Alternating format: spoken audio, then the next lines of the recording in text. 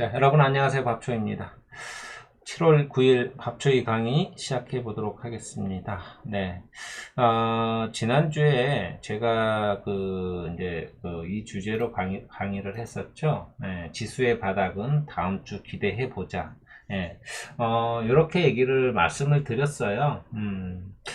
일단은 바닥을, 여러분들이 보시면 아시겠지만, 바닥을 좀 다지고, 우리나라 지수가 좀 올라오는 모습, 이렇게 보이긴 하는데요.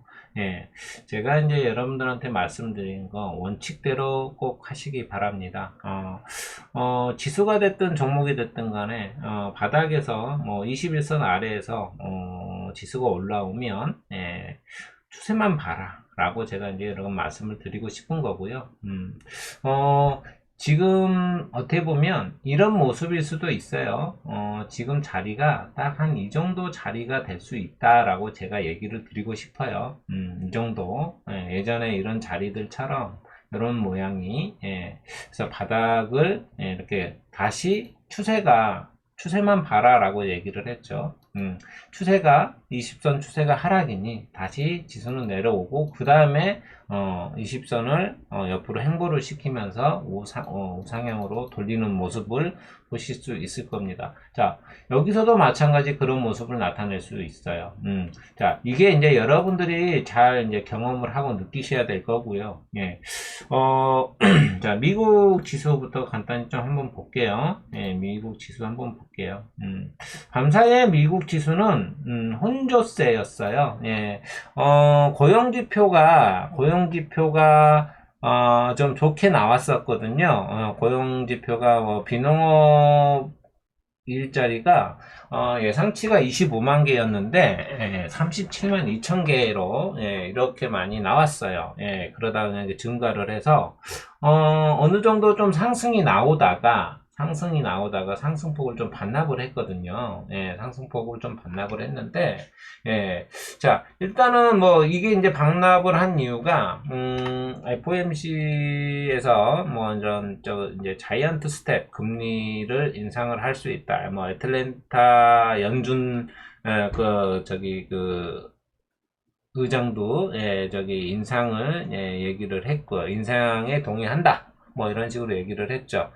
또 마찬가지, 전에 그 애틀랜타 연은 총재뿐만이 아니라, 세인트루이스 연은 총재도 마찬가지 7월, 75bp, 0.75포인트 인상을 지지를 한다. 자이언트 스텝이 되겠죠.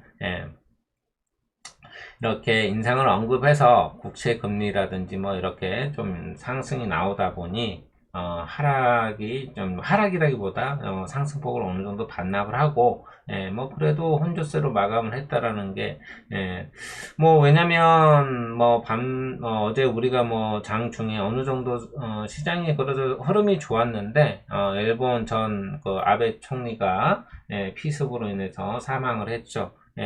일단 그걸로 인해서 지금 국제적인 정세가 좀 어수선합니다. 이게 이제 어떤 주식 시장에 어떤 영향을 줄지는 모르겠지만은, 일단은, 그것도, 국제 정세에 조금은 불안한, 또 이제 러시아, 우크라이나 전쟁도 아직까지 계속 진행 중이고, 여러 가지 이유가 있다 보니까, 자, 일단은 지금 나스닥이나, 다우 지수나, 혼조세로 했는데, 어느 정도 그래도 지금 지난주에는 바닥을 좀 다지고 올라온 모습들이 보이고 있어요. 우리나라도 마찬가지고요. 자, 일단은 미국 나스닥은 일봉에서 지금 20선을 올라타고 옆으로 조금만 이런 흐름이 나와주면 좋아지겠죠. 20선이 옆으로만 조금만 누워주든지 아니면 이렇게 들어줄 거면 이렇게 올려버리면 되고요. 지수를 올려버리면 되고, 옆으로 눕게 하려면 옆으로 행보를 시켜주면 되겠죠. 어차피 위에 저항선 60선하고 120선은 또 버티고 있어요. 버티고 있기 때문에 저항을 맞고 다시 한번 내려올 가능성이 많습니다. 제가 얘기했죠? 20선을 뚫고 올라가면 60선 또는 120선에서 저항을 받고 이 사이 구간에서 저항을 받는다는 얘기예요. 눌림이 나올 거예요. 이제 여기서 눌림이 나오고 이렇게 반등이 나오면 그때는 이제 우상향으로 갈 수 있는 확률이 상당히 많아지고 있다. 라고 제가 말씀을 드리고 싶고요. 예. 자, 뭐, 우리나라도 마찬가지, 뭐, 아까 이제 뭐 잠깐 보여드렸지만, 우리나라 업종 차트를 보시면, 뭐, 지금, 21선, 코스닥, 20선, 예, 지금 턱걸이를 하고 있고요. 예, 코스피는 아직 20선을 조금 올라타지는 못했어요. 지금 이제 이 얘기를 좀 한번 해보고 싶은데, 지금, 저는 참, 지금 현재, 언론들에 대한 얘기를 좀 얘기를 하고 싶은데요. 물론, 이거를 어디에다 갖다 붙이기 나름이거든요. 예. 한번 여러분들도 한번 생각해 보세요. 자, 제가 이제 이 주제로, 자, 이제 오늘 이제 보수적인 투자로 접근하자 이 얘기는 아까 얘기했던 거랑 똑같아요. 어떤 얘기냐면, 다시 말씀드리자면, 자, 지금 지수가 이렇게 바닥에서 돌아서 이렇게 있는데 20선이 이렇게 버티고 있잖아요. 제가 20선 추세만 보라고 그랬죠. 그래서 올라오면 어느 정도 올라오면 예, 현금을 챙겨라 라고 지수 상승 시 현금화라는 이런 개념으로 제가 여러분들에게 말씀을 드리는 거예요. 다시 매수를 하더라도 예, 지금은 아주 불안한 장세예요. 아까도 말씀드렸지만 일본 아베 전 총리 피습 사건이라든지 여러 가지 문제가 있거든요. 예, 국내적인 것도 많지만 대외적인 게 더 많아요. 지금 현재로서는. 예, 자, 여러분들도 한번 생각을 한번 해보세요. 자, 오늘 이제 제가 이렇게 간단하게 좀 이렇게 했는데, 자, 인플레이션이 이렇게 발생이 되잖아요. 인플레이션이 발생이 된다. 자, 이렇게 인플레이션이 발생이 되면 물가가 상승을 하거든요. 여러분들 잘 한번 생각을 해보세요. 자, 이 물가 상승의 주된 원인이 뭐냐? 가장 큰 원인이 뭐냐? 인플레이션에 일어난 가장 큰 원인, 물가 상승이 나타나게 된 원인이 뭐냐? 이걸 여러분들이 한번 생각을 해 보셔야 돼요. 물론 사람들마다 생각이 다를 수 있습니다. 저는 일단 유가라고 보거든요, 유가. 예. 자, 유가예요, 유가. 그 다음에 곡물일 수도 있겠죠. 예, 이런 곡물들. 예. 자, 그러면 제가 이걸 한번 보여드릴게요. 자, 이거 보시면요. 자, 이게, 유가 차트거든요. 예, 유가 차트인데, 갑자기 급상승을 한 때가, 여기 보시면 2022년도예요. 22년도부터 갑자기 이렇게 급상승이 나왔거든요. 그러면서 이게 급상승이 나오기 전에 2월 24일 날, 예, 결국은, 저기 이제 우크라이나, 러시아 전쟁이 발발한 거죠. 예. 그러다 보니까 이제 이렇게 급등이 나왔어요, 여러분들. 급등이 나왔어요. 근데 어느 정도 이제 물론 아직까지는 제자리 정도 찾아오진 않았지만 예, 이렇게 내려왔어요. 인플레이션이다 이렇게 얘기를 하는 거예요. 막 이렇게 유가가 올라가니 물가가 이렇게 막 올라갔다. 물가가 올라가니까 소비가 침체가 되고 예, 이렇게 때가 또 적어놨거든요. 예, 소비가 감소가 되고 예, 소비가 감소가 되니 경기 둔화가 되고 침체가 된다. 이 얘기거든요. 그래서 여러분들이 제가 이제 이게 연결해서 이 소비가 침체. 그래서 이게 언제 나오냐면 7월 14일, 15일쯤 아마 그때쯤 나올 거예요. 미국 CPI, 이 소비자 지수. 예, 요거 여러분들이 꼭 체크해야 될 겁니다. 예, 그게 도표가 여기 나와 있는데 예, 여기 있죠. 이렇게. 예, 도표에 보면 소비자 물가 지수하고요. 예, 소비자 심리 지수. 아주 중요한 겁니다. 예, 여러분들 꼭 체크를 하셔야 돼요. 예. 요거에 따라서 아마 인플레이션 내기가 이제 그 정점이냐, 어디냐, 근데 저는요, 인플레이션은 이미 정점이 지났다라고 저는 보고 있거든요. 저 유가의 고점을 보고, 예. 저는 제 생각이에요. 물론 제 생각이 틀릴 수도 있습니다. 예. 자, 그래서 여러분들이 생각을 하시면 저는 예, 다시 한번 말씀드리지만 저는 여러분들한테 말씀드리지만 오늘 또 강의는 제 생각, 제 뇌피셜이에요. 뇌피셜이니까 예, 그거를 여러분들이 꼭 저기 좀 이렇게 생각을 하시고 말씀을 저기 강의를 들어주셨으면 좋겠습니다. 자, 인플레이션의 가장 큰 주된 원인은 저는 유가라고 생각을 해요. 왜? 인플레이션, 네, 그거거든요. 그러면은 유가를 잡으면 된다라고 저는 보고 있거든요. 예. 근데 여러분들 보시면 아시겠지만 유가가 어느 정도 안정이 됐다. 안정이 됐는데 완전히 안정된 건 아닌데 조금은 그래도 내려왔다. 내려왔는데 왜 자꾸 경기 침체 얘기를 하고 계속 이렇게 얘기를 하는지 잘 모르겠다. 물론 여기에는 그것도 있을 수 있어요. 이 구간에서는요. 러시아 원유가 아주 저렴하게 이제 인도라든지 중국으로 이렇게 유통이 되다 이제 그쪽으로 수출을 하다 보니까 야, 우리도 다른데 거보다 비싼 거보다 러시아 거를 싸게 사고 싶어.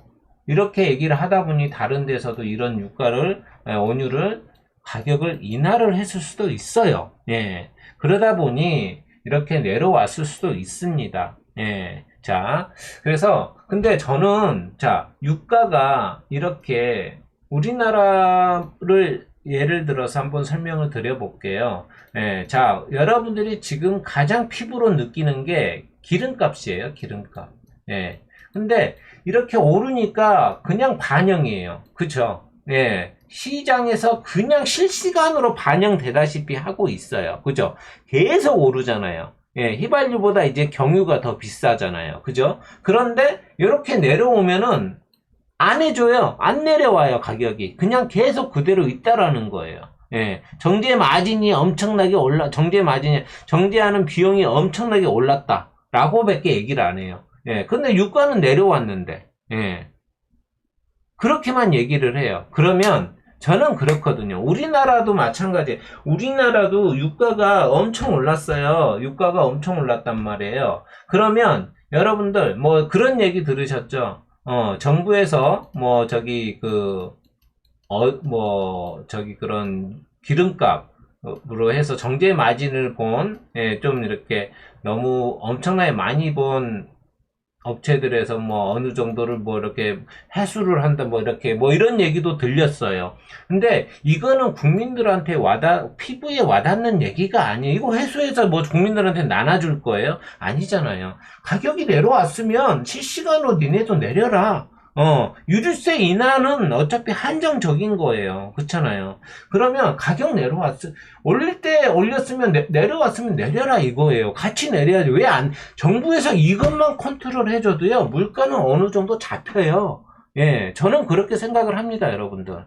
예, 물론, 예, 그렇게 뭐 여러 가지 원인 때문에 이렇게 올라오긴 했어요. 예, 그렇지만, 이게 어느 정도 저는 계획적인 것이다 라고 생각을 해요. 이것도 마찬가지. 그럼으로써 갑자기 이렇게, 예, 제가 저번에 얘기했죠. 러시아 우크라이나 전쟁은 아주 상당히 계획적으로 일으켜진 전쟁이다라고 저는 보고 있어요. 예, 그냥 뭐 이렇게 해서, 야, 니네 마음에 안 들어. 그냥 싸운 게 아니에요. 예, 아주 전략적으로, 뭐 여러 가지 이유도 있고, 미국도 있고, 이걸 다 치밀한 계산을 하고 나서 일으킨 전쟁이 아닌가. 라고 저는 생각을 합니다. 우리나라요, 정부가 잘해야 돼요. 진짜로요. 예, 지금, 요거는 충분히 어느 정도는 잡을 수 있는, 뭐 예를 들어서 기름값이요, 뭐 조금만 내려와도 국민들은 편하거든요. 뭐 지금 당장에 옛날에 뭐 이렇게 이런 가격으로 내려오라는 게 아니에요. 저는 정부가 조금만 신경 써주면 됩니다. 예, 저는 그렇게 생각하거든요. 예. 자, 이제 사람들은 또 이제 그래요. 경기 침체로 인해 가지고 경기 침체가 예상이 돼서, 언론에서는 그러죠. 경기 침체가 예상이 돼서, 이렇게 내려온다. 시티은행에서도 그렇게 얘기를 했어요. 근데 경기 침체는요, 지금 이렇게 만드는 거예요. 지금 시장에서 그렇게 만들어 가고 있어요, 그거를. 저는 그렇게 생각하거든요. 이게 보시면 아시겠지만, 자, 금리 인상이요? 금리 인상 금리는 원래 인상은 뭐예요? 경기가 회복이 되니까 돈이 풀었던 거를 회수를 하는 거거든요. 그런데 지금 인플레이션 잡으려고 금리를 올린다라는 얘기잖아요. 그거는 잘못된 거. 금리가 아니라 왜 인플레이션이 유발이 됐는지를 먼저 생각을 해야죠. 예, 그거를 생각을 해야 돼. 그거를 잡아야죠, 그러면. 예, 그쵸. 저는 그렇게 생각하는데, 예, 물론 이게 정치적인 것으로도 상당히 많이 엮여 있다. 예, 어떻게 보면 주식 시장이 물론 정치 경제 쪽이 상당히, 예, 이렇게 묶여 있는데, 경제도 경제지만 정치 쪽으로 좀 더 많이, 예, 이렇게 묶여 있다라고 저는 생각을 해요. 예. 자, 일단 저는 어느 정도 인플레이션, 이게 참 그랬거든요. 예, 제가 이제 여러분들한테 많이 얘기를 해드리려다가, 예, 이게 좀 복잡해지지 않겠냐. 예, 저는, 아까 이제 인플레이션을 잡으려고 자이언트 스텝, 0.75포인트, 이렇게 0.75 이유가 아니라, 예, 이렇게 인상을 하겠다. 예, 근데 파월 의장도 마찬가지고요. 예, 그러니까 이제 지금 당장에 할 수 있는 조치가 없으니까 이런 거예요, 지금. 예. 어떻게 지금 바이든 대통령도요, 미국 바이든 대통령도 인플레이션 잡기 위해서 사우디 방문을 하고 그런 이유가, 예, 기름을 좀 더 생산을 해라. 예, 그런 얘기. 근데 여러분들, 예, 생산은 어느 정도만 하고, 이렇게 판매하는 사람 입장에서는 적당량만 하게 되면 아주 고부가가치가 있는데, 그거를 무작정, 예, 퍼낼 수는 없잖아요. 그죠? 예. 그렇기 때문에, 예, 그런 이유도 있고요. 알고 있어요. 근데, 다른 그 유가를 지금 잡을 수가 없기 때문에 이게 미국이 그 시추하는 거를 저번에 다 코로나 때문에 멈췄었거든요. 이거를 다시 시추를 하려면 시간이 한 6개월 걸린대요. 6개월. 이러다 보니까 미국에서도 방법이 없는 거예요, 지금. 예, 미국에서 방법이 없는 거예요. 그러다 보니 유가는 이렇게 잡을 수 있는 거, 유가 때문이란 건 답은 알고 있단 말이에요. 예. 근데 그걸 할 수 있는 게 지금으로선 금리밖에 없는 거예요. 네. 자, 오늘 중요한 얘기를 하나 할게요, 여러분들. 자, 요거, 아까 제가 이제 말씀드렸죠. CPI 지수. 7월 13일 날, CPI 지수, 소비자 물가 지수가 발표가 되고요. 15일 날, 심리 지수가 이제 발표가 됩니다. 자, 근데, 여러분들 요거를 이제 이게, 아주 중요한 변곡점이 될 수 있어요. 예, 정말로요. 이게 좋게 나온다. 예, 침체 이런 식이 아니라 소비지, 결국은 제가 항상 여러분들 미국은요, 소비 국가예요. 소비로, 예, 사는 나라예요. 예, 이 소비가 정말 중요합니다. 예, 그래서 이 소비자 물가 지수가 정말 중요하기 때문에 이 중요한 변곡점이 될 수 있어요. 예, 자, 원래는 제가 한 줄을 조금 빨리 얘기했어요. 이거를 보고 얘기를 하려다가, 예, 변곡점이 어디냐라고 이제 변곡점, 어떻게 보면 돌리는 타이밍이 어디냐라고 제가 얘기하고 싶어서 제가 이제 그러니까 이번 주죠. 예, 이번 주에 어느 정도 바닥이 보인다라고 얘기를 해서 제가 여러분들한테 말씀을 드렸던 거고, 예, 아주 중요한 변곡점이 될 수 있는 주는 다음 주예요. 다음 주. 예, 무슨 얘기인지 아시겠죠? 예. 자, 그러면서 이 중요한 변곡점이 되면서, 예, 장기채 금리가 내려온다면, 예, 장기채 금리가 하락이 되면요. 지수가 아마 반등이 할 겁니다. 반등할 거예요. 예, 그러면서, 저는 이미 이제 한번 보여줬죠. 우리나라 이제 실적이 발표가 됐어요. 아까 이게 삼성전자도 이렇게, 발표가 됐죠. 7일날. 예. 삼성전자가, 이렇게 실적을 발표를 하면서, 이렇게 상승이 나왔죠. 아주 좀 고무적인 상승의 흐름입니다. 흐름. 그렇다고 해서 제가 삼성전자를 사세요 이 얘기 아니에요. 저는 삼성전자 사란 소리 지금까지 해본 적이 없습니다. 예, 그거 살 바에 차라리 SK 하이닉스 사라. 라고 제가 말씀을 드렸던 거고, 예. 자, 삼성전자가, 이렇게 실적이 나왔는데, 자, 2분기 실적이 매출이 77조 원이에요. 그죠? 77조 원. 물론 이거는 원달러 상승의 효과가 없지 않아 있습니다.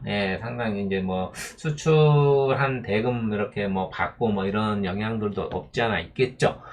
자, 자하관에 그래도 모습이 저점을 바닥을 찍고 어느 정도 올라오는 흐름이 보인다. 라는 게 그렇다고 해서 이거를 매수를 막 대놓고 한다. 저는 분명히 오늘 메인 주제에 여러분들한테 보수적인 투자로 접근하자. 지수 상승 시 현금화해라. 라고 제가 말씀을 드렸고요. 아까 얘기했던 것처럼 지수가 어느 정도 좀 올라오고 저항은 분명히 받아요.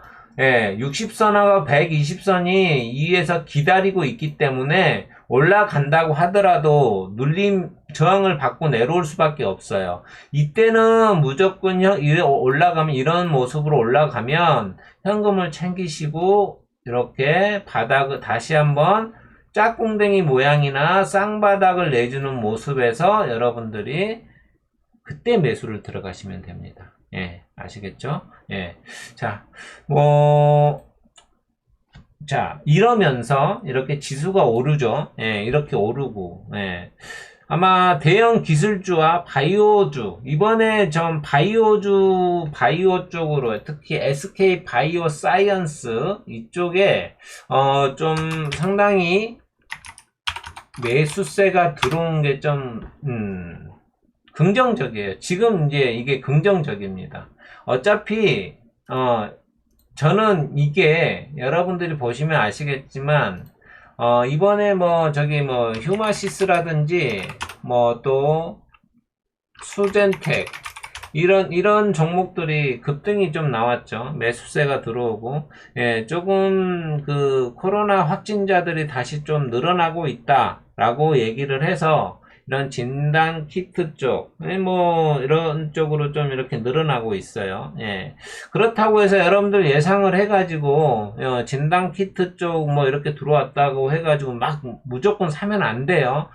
지금 이제 또 이렇게 그런, 우정바이오라든지 병원 이렇게 그런 음압병동 관련해가지고 이런 종목들 막 무턱대고 사면, 왜냐면 여러분들 보시면 아시겠지만, 지금은 거의, 물론 이제 연세 드신 분들이 이렇게 이런 코로나 쪽에 걸리면 좀 치명적이긴 해요. 이제 연세 드신 분들이라.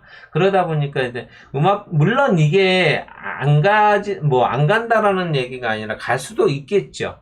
그렇지만 그만큼 많이 이 코로나가 일반 일상생활의 일부분이 됐다라고 저는 보거든요. 자, 아마 이 SK 바이오사이언스를 필두로 해가지고 아마 이번에 겨울에 아마 좀 어느 정도 또 유행이 한번 오지 않겠냐, 코로나 쪽으로. 그런 생각이 들어요.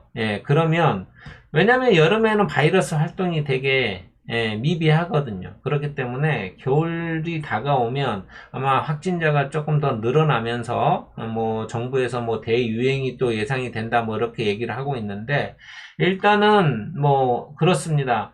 그래서 요걸 필두로 해가지고 SK 바이오사이언스를 필두로 해서 이게 그냥 올려놓은 게 아니에요. 엄청난 이거는 상한가잖아요. 거의 4%, 5% 거의 상한가거든요. 엄청나게 끌어올린 거예요. 자, 그래서 이 종목을 필두로 해가지고 아마 바이오 제약 쪽이 좀 이렇게 올라가지 않겠냐라는 생각이 들고요. 이게 당장 이렇게 잠깐 얘기를 하는 게 아니에요. 저는 이제 이렇게 좀 길게 얘기를 한 거예요. 그리고 그러면서 코스닥 바이오가 올라가면 코스닥은 올라갈 수밖에 없어요, 여러분들. 그렇게 알고 계시면 될 것 같고요. 이쪽으로 조금 이렇게 관심을 좀 가져보셔도 되지 않겠냐, 라고 저는 생각을 합니다. 바이오 쪽 종목들 좀 돌려보면 매수세가 좀 들어오는 것들이 좀 강하게 들어오는 것들이 좀 보이고 있습니다. 그렇게 보시면 될 것 같고요. 어느 정도 올라오면 여러분들 좀 이렇게 현금 좀 챙기시고 다시 한번 눌러주면 그때 좀 이렇게 다시 진입했으면 좋겠습니다.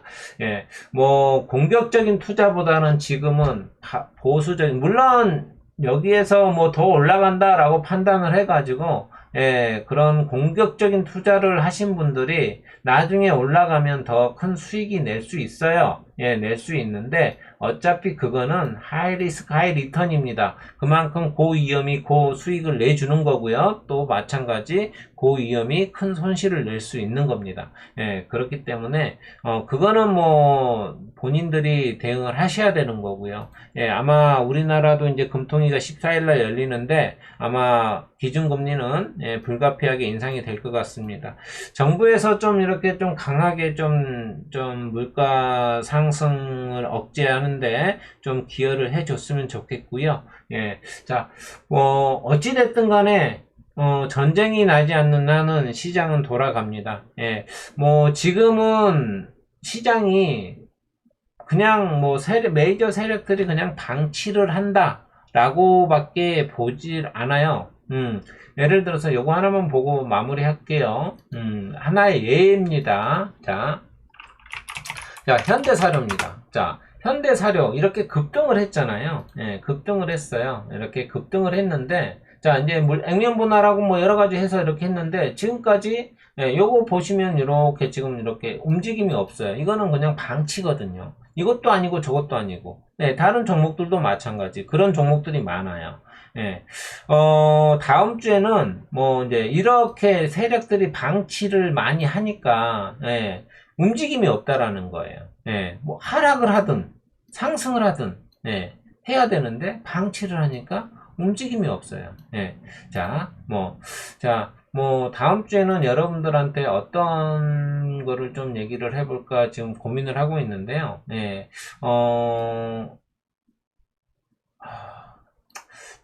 그날의 대장주?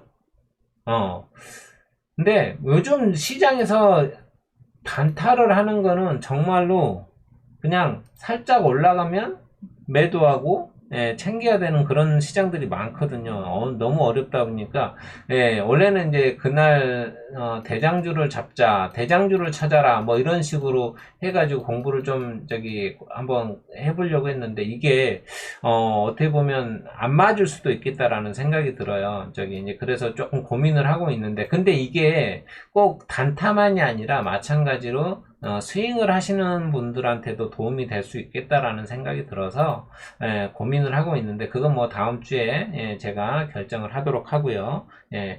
7월 23일 날은요 제가 그날 강의를 못할 것 같습니다. 개인적인 사정이 있어서 7월 23일은 강의 하루 쉬도록 하겠습니다. 자, 오늘 초이는 여러분들한테 다시 한번 말씀드리지만 어느 정도 올라오면 현금을 좀 챙기는 전략으로 갔으면 합니다. 자, 초이 강의 오늘 여기까지입니다. 자, 요거 하나만, 여러 가지 보여드리고 싶었던 건데, 자, 그거는 제가, 인플레이션 관련해가지고 여러 가지 얘기하고 싶었는데, 이렇게 다 준비를 해놓고, 근데 이미 다 얘기했던 것들이에요. 뭐, 구리 가격이라든지, 옥수수 가격이라든지, 뭐, 여러 가지들, 이렇게 있다 보니까, 이렇게 다 준비를 해놨었는데, 차트를. 그러니까, 결국은 그래요. 이렇게 유가가 올라가고, 또 이제 구리 가격이 이렇게 떨어졌단 말이에요. 옥수수 가격도 이렇게 급락을 하고요. 이게 분명히 잡을 수 있을 만한 인플레이션인데, 저는 그렇게 생각하고요. 어떤 해결책들이 나올지 참으로 궁금합니다. 자, 홍보 하나 하고 마무리할게요. 자, 양파즙, 이렇게 양파즙 있습니다. 햇 양파즙이고요. 홍삼. 제주 하우스 감귤이 이제 또 벌써 나옵니다. 예, 나머지 뭐 김치도 있고요. 쫙 뒤에 뒤져보면 예, 마감되었습니다가 아니라 계속 가능한 것들은 예, 있으니까 보시면 될 것 같습니다. 자, 이제 색사쌈은 아마 이번 주면 아마 끝날 것 같아요. 이제 비가 오고 막 그러다 보니까 이번 주면 끝날 것 같은데 예, 이제 뭐 일단 안 될 가능성이 많을 것 같아요. 근데 뭐 이번 주면 아마 끝날 것 같습니다. 이제 자, 오늘 초이 강의는 여기까지입니다, 여러분들. 진짜 수고 많으셨고요. 다음 주에도 성투하는 한 주 되었으면 좋겠습니다. 이상 밥초이였습니다. 감사합니다.